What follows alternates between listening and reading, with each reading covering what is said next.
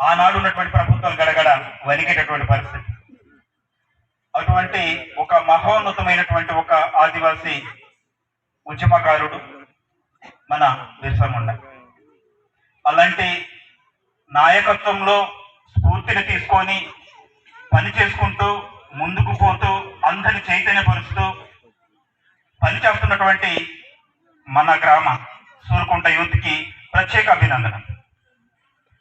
ఇంత మారుమూల ప్రాంతంలో అంతటి చైతన్యం రావటం, ఉద్యమాలు ఎందుకు అవసరం, అసలు ఉద్యమం అవసరం యొక్క ప్రాధాన్యత ఏమిటి తెలియాలి.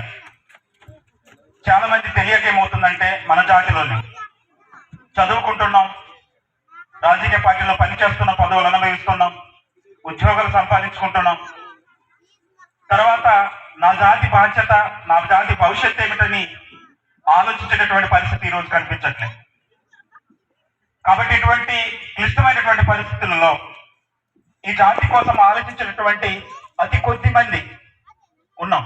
అతి కొద్ది మంది ఆ పని చేస్తున్న క్రమంలో అనేక ఇబ్బందులు, అనేక సమస్యలు.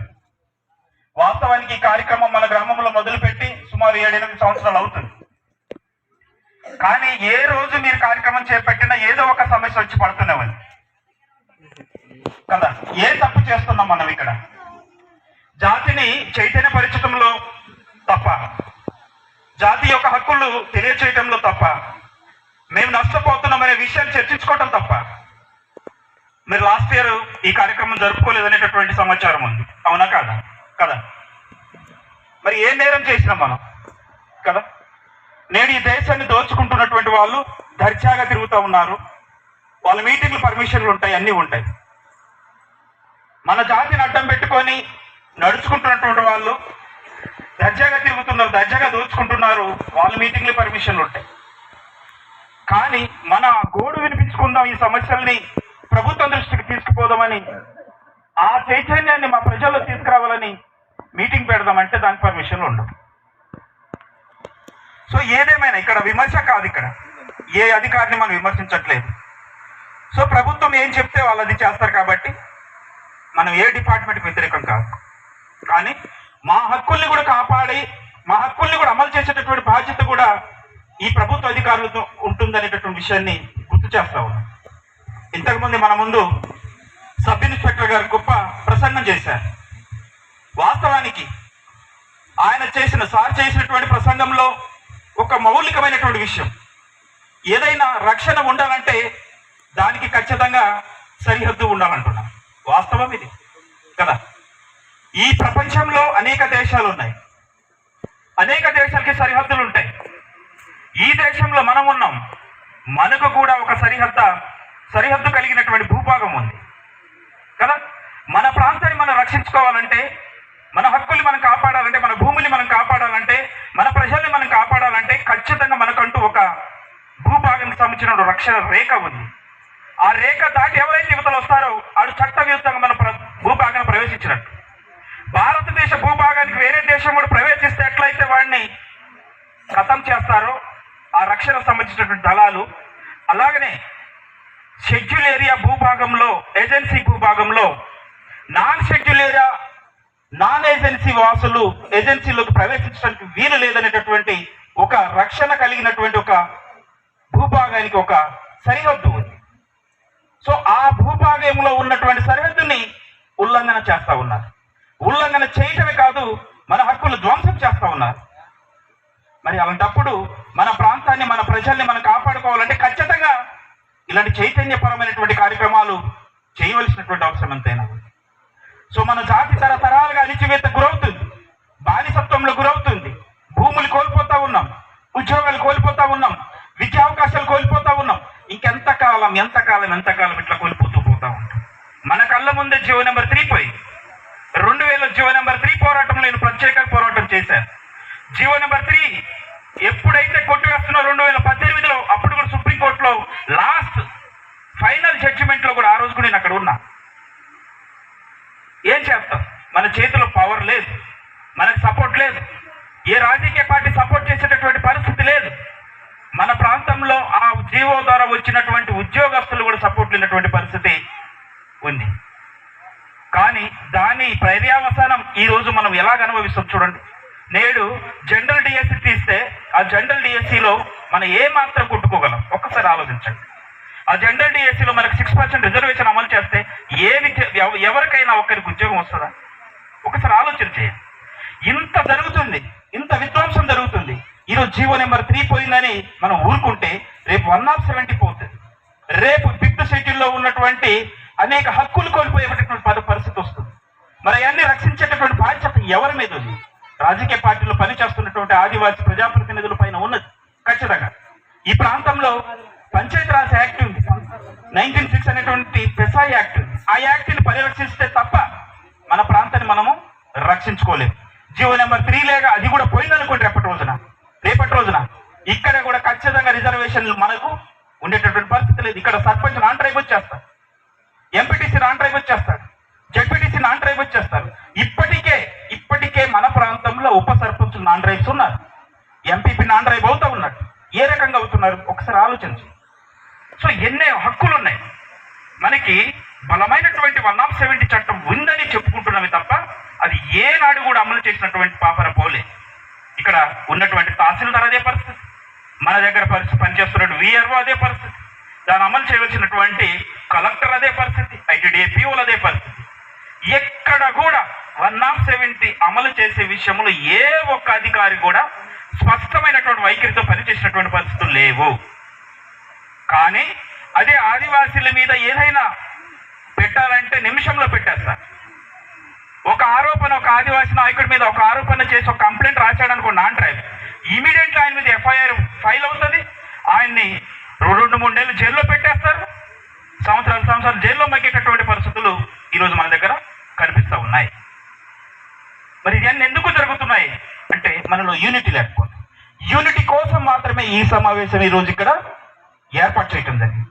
సో ఇలాంటి యూనిటీ అనేటటువంటి దాన్ని చాలా తీవ్రంగా ప్రయత్నం చేస్తూ ఉంటారు. పొలిటికల్ పార్టీలో పనిచేసేటటువంటి చాలా ప్రయత్నం చేస్తారు. యూనిటీ వస్తే ఖచ్చితంగా ఉద్యమం వస్తుంది, ఉద్యమం ద్వారా మనం ఒక రాజకీయాలు చేయలేమనేటటువంటి పరిస్థితి గమనించి వాళ్ళు మనల్ని ఎక్కడికక్కడ నిర్వీర్యం చేసేటటువంటి పరిస్థితులు మనకు కనిపిస్తూ ఉన్నాయి. కాబట్టి మా ఆదివాసీ సోదరులు ఎంతో రిస్క్ చేసి ఈ ప్రాంతంలో పనిచేస్తున్నటువంటి సీను లాంటి తమ్ముడు, అలానే చాలా మంది సపోర్టివ్ తీసుకొని ముందుకు పోతూ ఉన్నారు. అలాంటి వ్యక్తులకి మనం సపోర్ట్ ఇవ్వాల్సినటువంటి అవసరం ఎంతైనా ఉంది. ఈరోజు శ్రీను మీదుగా అనేక ఆరోపణలు, ఆయన ఎక్కడ తొక్కేయాలి, ఆయన ఎక్కడ అణిచివేయాలి, ఇక్కడ యూనిటీ రాకుండా చేయాలని ఆయన మీద అనేక కుట్రలు జరుగుతూ ఉన్నాయి. ఈ కుట్రలో భాగంగానే డిపార్ట్మెంట్ పరంగా వార్నింగ్స్ ఇస్తారు. అంటే మేమనేది ఏమంటున్నామంటే, మా ప్రాంతాన్ని ఇంత విధ్వంసం సృష్టిస్తున్నప్పుడు, మా ప్రాంతంలో ఇంత అల్లకల్లోలం జరుగుతున్నప్పుడు మేము పోరాటం చేయటం అనేటటువంటి తప్పు ఎట్లా అవుతుంది అంటున్నా. ఈనేడు ఒక దేశానికి మధ్య మరొక దేశానికి మధ్య యుద్ధాలు జరుగుతూ ఉన్నాయి. ఏం కనిపించట్లే? ఒక తెగకు మధ్య ఇంకో తెగకు మధ్య యుద్ధాలు జరుగుతూ ఉన్నాయి. ఒక కులానికి మధ్య ఇంకో కులానికి మధ్య యుద్ధాలు జరుగుతూ ఉన్నాయి. ఎందుకు జరుగుతున్నాయి? ఎక్కడైతే అణిచివేత వస్తుందో, ఎక్కడైతే బానిసత్వం ఉంటుందో, ఎక్కడైతే అవమానం ఉంటుందో, ఎక్కడైతే చులకనగా చూసేటటువంటి పరిస్థితులు ఉంటాయో అక్కడ ఉద్యమం ఉండి తీరుతుంది. తిరుగుబాటు అనేటటువంటిది ఖచ్చితంగా జరిగి తీరుతుంది. తిరుగుబాటు అనేటటువంటిది ఆదివాసీ తత్వం. ఇది ఈ భూమి పుట్టినప్పటి నుండి ఆదివాసులు పోరాటం చేసుకుంటూ మన దాకా తీసుకొచ్చారు.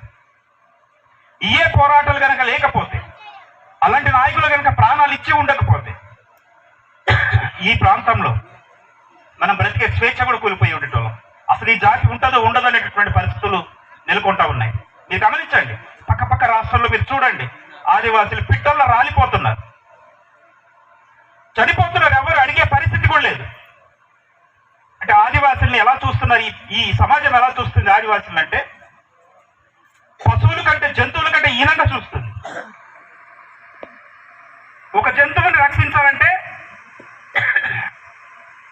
ప్రభుత్వం ఒక ప్రత్యేకమైనటువంటి చర్యలు తీసుకుంటుంది. కానీ ఆదివాసులు చచ్చిపోతున్నారంటే ఎవరు పట్టించుకోరు. ఈ ప్రభుత్వాలు ఆదివాసులు చంపేస్తాం, ఎవరు పట్టించుకుంటారు చెప్పండి?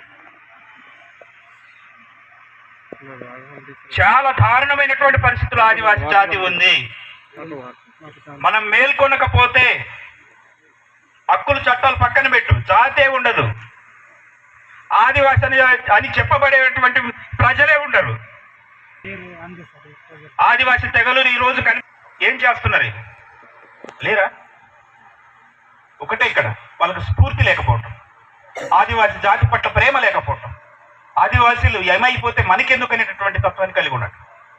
సో నిజమైనటువంటి ఆదివాసి ఎప్పుడు ఎక్కడ ఎలాగున్నా పదవులు కాదు ముఖ్యం, జాతే ముఖ్యమైన పోరాటం చేయవలసినటువంటి అవసరం. జాతి కోసం అవసరమైతే పదవులు కూడా వదిలేయాలి. అలాంటి పరిస్థితులలో జీవో నెంబర్ 3కి సపోర్ట్ లేకపోవటం వల్ల కొట్టివేయబడడం జరిగింది. మీరు చూడండి, అడ్డమైన చట్టాలు తీసుకొస్తా ఉన్నారు. అదే పార్లమెంట్ లో అడ్డమైనటువంటి చట్టాలు తీసుకొచ్చి తీర్మానాలు చేసి రిజల్యూషన్ పాస్ చేస్తున్నారు తప్ప ఖచ్చితమైనటువంటి పోరాటాల ద్వారా వచ్చినటువంటి చట్టాలని సమానంగా చూసి పీకి పడేస్తున్నటువంటి సందర్భాలు ఉన్నాయి. ఈ దేశానికి వలసలు రావద్దు అని 371D లాంటి దాన్ని కొట్టేసి బయట వ్యక్తులు ఈ దేశాన్ని ప్రవేశించకూడదని ఒక చట్టం కొట్టేశారు కదా. మేము కూడా అది అడుగుతా ఉన్నాం. ఏజెన్సీ షెడ్యూలీలు వలసలు రావద్దు, 107 ఖచ్చితంగా అమలు చేయమంటున్నాం. చేయగలుగుతాయి, ప్రభుత్వం చేయగలుగుతుందా?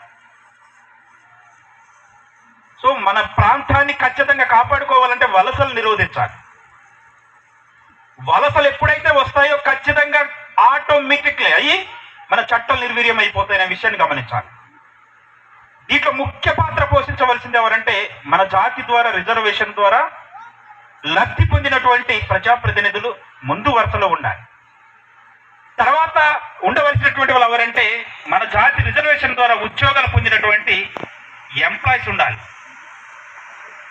వీరిద్దరూ ఖచ్చితంగా పనిచేసినప్పుడు ఖచ్చితంగా మన జాతి అవేర్నెస్ చైతన్యం వస్తుంది. కేవలం రాజకీయాల కోసం రాజకీయాల్లో ఉండటం జాతి హక్కుల్ని కూడా కాపాడుకోండి. రాజకీయాలు చేయండి, ఎవరు వద్దనట్లేని. మీరు ఎమ్మెల్యేలు అవ్వండి, ఎంపీలు అవ్వండి, ఏదైనా అవ్వండి, సర్పంచులు అవ్వండి, ఇంకేదైనా అవ్వండి.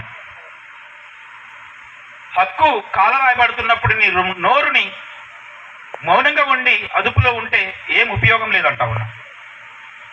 సో అలానే రిజర్వేషన్ ద్వారా లబ్ధి పొందినటువంటి ఉద్యోగస్తులు చాలా లిమిటెడ్గా ఇక్కడ ఉన్నారు. మనకి కొద్ది మంది ఉన్నారు. సో వాళ్ళ వరకేనంటే ఉద్యోగాలు పొందారు కదా. ఈరోజు రిజర్వేషన్ లేకపోతే మీకు ఉద్యోగాలు ఎక్కడి అంటున్నా. ఈరోజు ఆదివాసులు రిజర్వేషన్ లేకపోతే మీకు సర్పంచ్ పదవి, ఎంపీటీసీ పదవి, వార్డు మెంబర్ పదవి, ఎమ్మెల్యే పదవి ఎక్కడిది అంటున్నా. ఈ షెడ్యూల్ ఏరియా లేకపోతే ఈ ప్రాంతం రిజర్వేషన్ ఎట్లా అమలు అవుతుంది? మీరు చెప్పండి. ఈ భద్రాచలం పరిస్థితి ఉంది. భవిష్యత్తులో భద్రాచలం నాన్ షెడ్యూల్ ఏరియా అయిపోయేటటువంటి ప్రమాదం ఏర్పడింది. అక్కడ మొత్తం కూడా వలసలు పెరిగిపోయిన, వాళ్ళ పాపులేషన్ పెరిగిపోయింది. అలాగే మన గ్రామాల్లో కూడా వాళ్ళ పాపులేషన్ పెరిగిపోతే రేపటి రోజున ఇక్కడ కూడా ఈ ప్రాంతాన్ని వదిలిపెట్టి మేము ఇంకా లోపలికి పోయేటటువంటి పరిస్థితి ఉంటుంది. కాబట్టి సోదరులారా, సోదరిమణులారా, మనం ఏ రాజకీయ పార్టీలో ఉన్నా పర్వాలేదు, ప్రతి మీటింగ్లో చెప్తాను నేను, ఏ రాజకీయ పార్టీలో ఉన్నా పర్వాలేదు, రాజకీయ రిజర్వేషన్ కూడా మనం అనుభవించాలి కాబట్టి రాజకీయాల్లో ఉండాలి. కానీ హక్కులకి భంగం కలుగుతున్నప్పుడు రిజర్వేషన్ ఉద్యమం ద్వారా మాత్రమే బతుకుతుంది. ఇప్పటి వరకు ఉద్యమాలు చేస్తుంది కాబట్టి బతుకుతుంది. ఈ జాతి కేవలం భూమి మీద ఆధారపడి బతుకుతుంది. భూమిని కాపాడుకోవాల్సిన బాధ్యత ఉద్యమాల మీదే ఉంది. ఉద్యమాలు చేస్తున్నటువంటి వాళ్ళకి సపోర్ట్ చేయవలసినటువంటి బాధ్యత ప్రజాప్రతినిధులకు ఉంది, ఎంప్లాయీస్కి ఉంది, స్టూడెంట్స్కి ఉంది. ఈ బాధ్యత లేదు నాకు. నేను ఆదివాసిగానే పుట్టాను కానీ నాకు ఉద్యోగం వచ్చింది, నేను సర్పంచ్ ఎంపీటీసీ అయ్యాను, ఇంతవరకు నా కుటుంబం అంటే కుదరదు. ఇది జాతి యావత్ రిజర్వేషన్ హక్కు ద్వారా నువ్వు వచ్చినావు పదవిలోకి.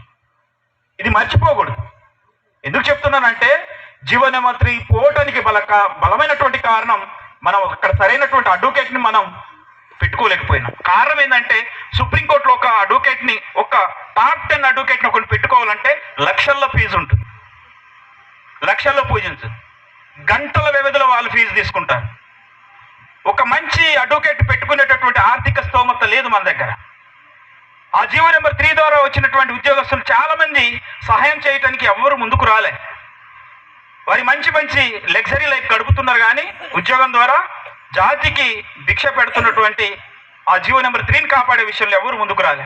వచ్చారు కొంతమంది, లాస్ట్లో స్పందించారు. అప్పటికే చాలా సమయం అయిపోయింది, ఫైనల్ హియరింగ్ వచ్చేసింది, కొట్టేశారు. సో అదే స్థాయిలో ఉద్యమాలు మళ్ళీ వస్తే అంతకంటే బలమైనటువంటి చట్టాన్ని తీసుకురావచ్చు. ఆదివాసీలు కొత్త ఏం కాదు చట్టాలు తీసుకురావటం, పోరాటాలు చేయడం కొత్త ఏం కాదు. ఆదివాసీ రక్తంలోనే, ఆ బ్లడ్లోనే ఉంది.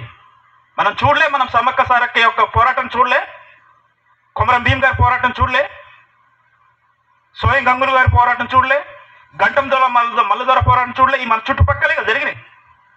వాళ్ళ పోరాటాలు ఉన్న తర్వాత తలలు తెగుతున్నాయి, తలలు కింద పడుతున్నాయి తెగి. ఒక అంగుళాన్ని ఆయన వదిలేరా? ఏజెన్సీ షెడ్యూల్ భూభాగాన్ని వదిలేరా? మరి ఇంత చైతన్యం ఉంది, ఇంత ఉద్యోగాలు చేస్తూ ఉన్నాం, ఇంత చదువుకున్నాం, రాజకీయ చైతన్యం వచ్చింది, పదవులను అనుభవిస్తూ ఉన్నాం. మరి ఈ రోజు ఎందుకు ఒక్కొక్కటి పోతూ ఉంది? చట్టాలు ఎందుకు పోతూ ఉన్నాయి? భూభాగాన్ని ఎందుకు కోల్పోతున్నాం? మన భావితరాల పరిస్థితి ఏందో ఒకసారి ఆలోచించండి. మన జాతి పరిస్థితి ఏందో ఆలోచించండి ఒకసారి. కాబట్టి సోదరులారా, ఏ పార్టీలో ఉన్నా పర్వాలేదు, ఎవరు కోటేసినా పర్వాలేదు, ఎక్కడున్నా నీ వాయిస్ నీ జాతి కోసమే ఉండాలి, నీ హక్కుల కోసమే ఉండాలి. అంతే తప్ప నేను నా వ్యక్తిగతం, నా కుటుంబం అంటే కుదరదు. అలా అనుకుంటే నువ్వు అందులో రాకిగా నీ రిజర్వేషన్ వదిలేసుకుని వెళ్ళిపో. రిజర్వేషన్ పదవులు అవసరం లేదని వెళ్ళిపో.